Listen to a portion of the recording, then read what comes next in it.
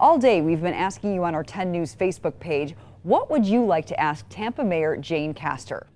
Mayor Jane Castor is joining us now from the U.S. Conference of Mayors annual meeting in Honolulu, Hawaii. Good afternoon. Good afternoon. How are you? Wanted to ask a couple of questions that originated from our viewers. Several of them have posted on Facebook their questions for the mayor, so we're relaying those to you. One of them said, what are your plans to make the city more accessible and inclusive for individuals with disabilities? That's a very, very important topic, and that's something that I feel we do a good job in the city of Tampa, but there are always room for improvement. And so we will look to, have my advisors in that area, members of the community that are disabled, to provide information to me in ways that we can make our city accessible for everyone.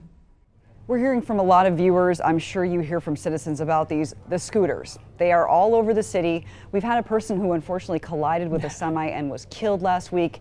The pilot program is supposed to be a year long. We know this is still in its infancy. These may be growing pains, but Nashville is banning them because of a death there. At what point, if any, would you consider maybe halting this program or changing it in some way?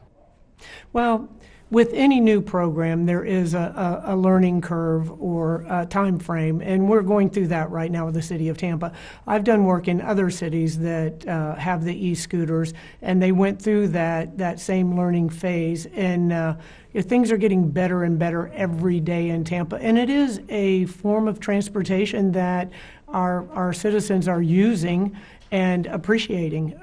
We had 60,000 rides the first month that they were in place, and I was in conversation with the mayor from Austin, and they have had several 100,000 rides in the city of Austin.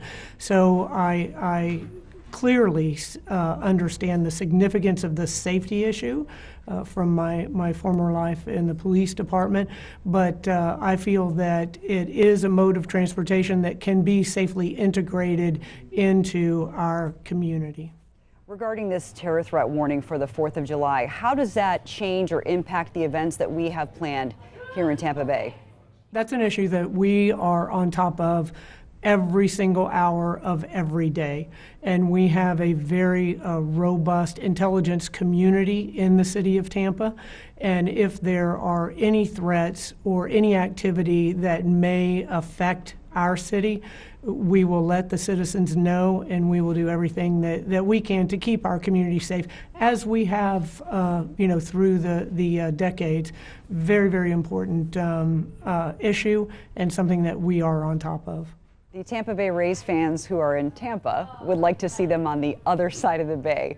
Is there any chance that you might consider taking the Rays to Tampa or making some kind of an offer to the team that may appeal to them and keep them away from Canada part-time? Well, that's, the part-time position is something that is still being looked at by the Rays. They're still gathering information and trying to figure out how they could actually implement a break in the season, half in Montreal and half in the Tampa Bay area. However, as I've said all along, that we are too big of a community to lose a major league sporting franchise.